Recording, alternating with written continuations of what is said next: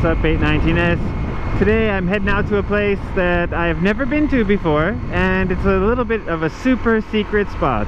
And before I get there, I want to talk about 2 days ago. 2 days ago I went touring with 6 other dudes, so total with me is 7 guys, and we went to Ito. It was absolutely wonderful. Man, I had such a blast. It was me on my CRF, my acquaintance on his Tricker, a guy on a bored out monkey, 2 guys on Cubs, another guy on a 125 scooter. Don't remember the type of scooter offhand. Those girls looked like they were having a blast. And another guy on a little Kawasaki 2-stroke, like a off-road on-road bike. Again, don't remember the make and model of that thing, but everybody was a little bit older than me. Everyone's really skilled riders. It was so much fun. I'm so glad that they invited me. I shot a lot of footage. I didn't really talk. I'm gonna see how I can edit it together to make something interesting. But they were all really, really good riders. So it was you know, you'd think maybe touring on a Cub and touring on a monkey would be really slow and really boring, but because they were such good riders, it was really fast and really fun.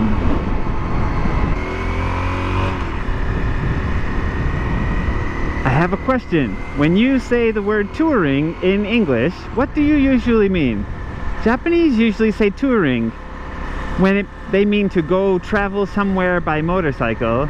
I personally don't like that use of the word. I feel like touring is something specific. It's like going on a trip for multiple days that's really far from your house. Like just going on a one-day trip is not really what I consider touring. My wife and my friends and a lot of people always say though, oh, you're going touring? Where are you going? I'm like, I'm just going for a ride. I'm taking a one-day trip. It's not really touring in my mind or in American English. Am I wrong? Have I lived in Japan too long and I'm losing the meaning of words? Let me know in the comments below. If someone says they're going touring, what does that mean to you? Does that mean they're taking a longer trip, or does that mean one day there and back? Or both? Let's see if I can find the place I'm looking for. So I found the place I'm looking for, but it's being torn down, it looks. This was the place I wanted to go in, and I think it was a place that had like porno and stuff in it.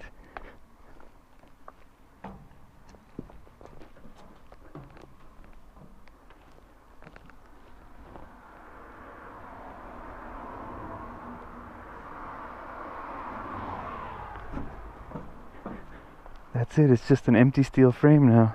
There's the trucks that were doing the repair, huh? That was a bust.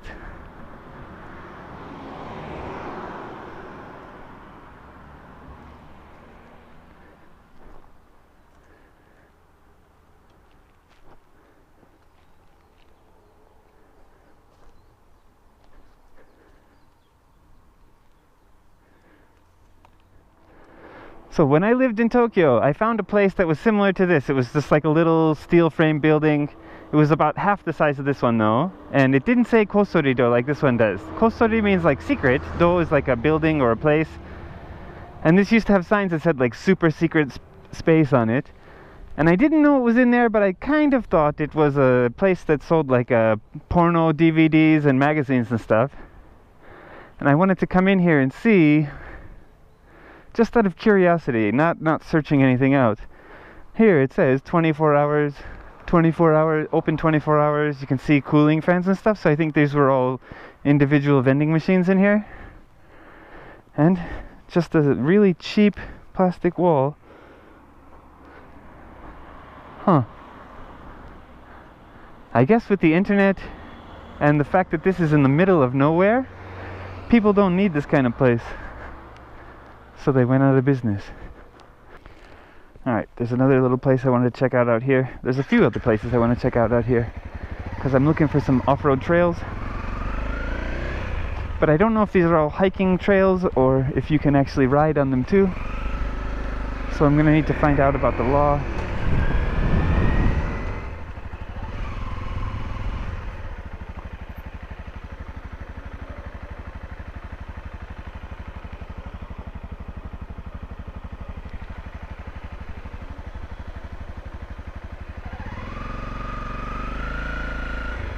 in there is where I want to go. The map shows it's a road. I don't know how far down I can go. There's no sign saying don't enter. There's no sign saying anything bad. But I have some plans today, so I'm not going to go in there. Leave a comment down below. Let me know if I should go in there or not.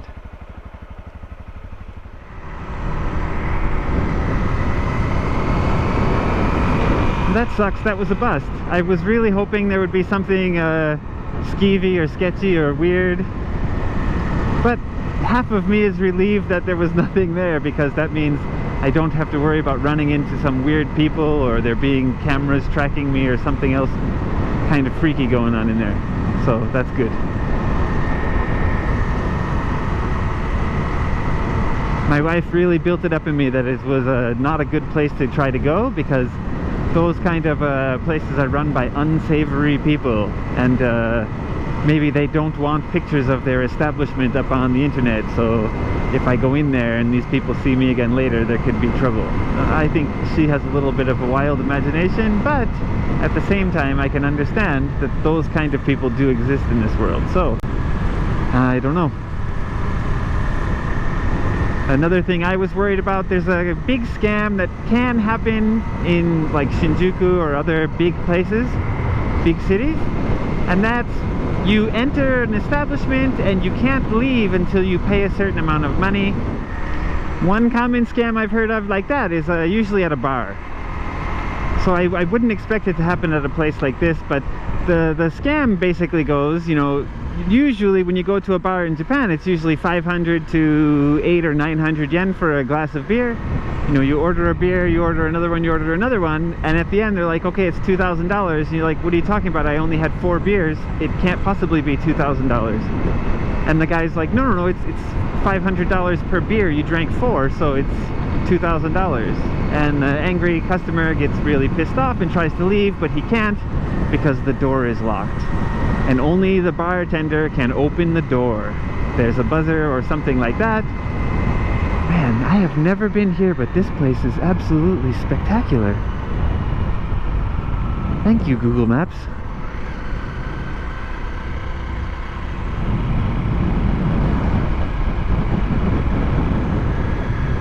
Whew. Anyways, yeah, only the bartender can buzz the door open after you've paid, and so your next step is to call the police. You call the police come and say, you know, how much did you drink? You say 4 beers. They said, how much is the bill? $2,000. Well, did you ask how much the beers were before you ordered? No. Did you check the menu before you ordered? No. Okay, well, they're charging $500 per beer, so you drank 4, you owe them $2,000.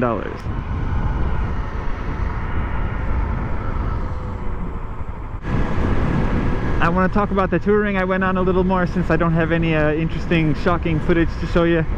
The touring trip that I went on with some friends, when I heard there was going to be a monkey and that the biggest bike might be a 400, if not 400 then our 250s, I had a very, very small impression that it might not be as fun as maybe going with a group of bigger bikes.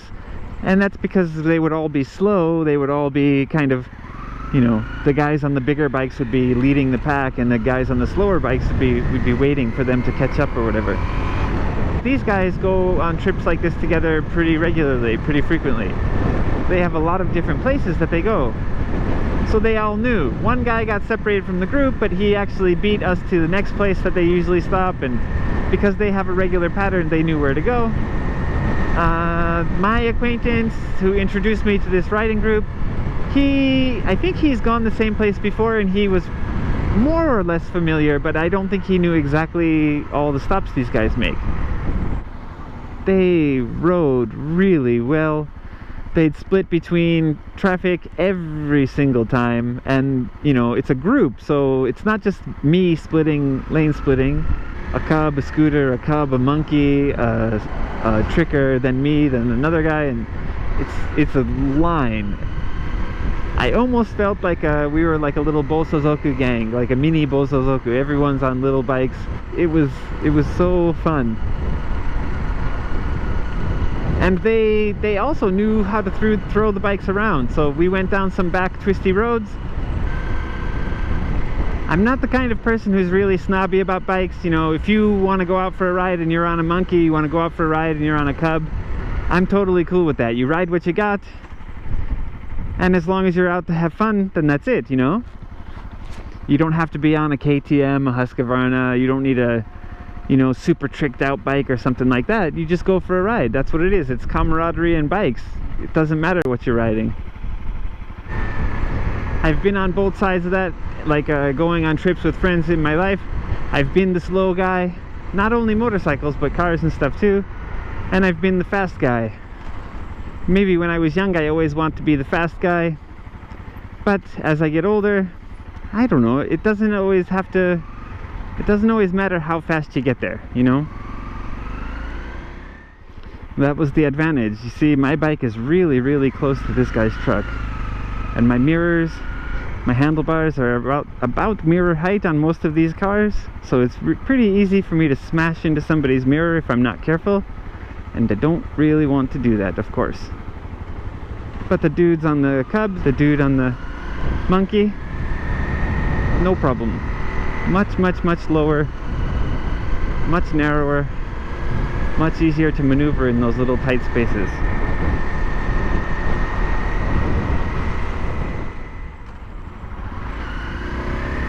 Alright, all finished for the day. Going home a little tired, but no worse for the wear. Alright guys, that's it for this one. Thank you so much for watching. Don't forget to hit that like button. If you haven't already, please subscribe. And I will see you guys next time. Ride safe.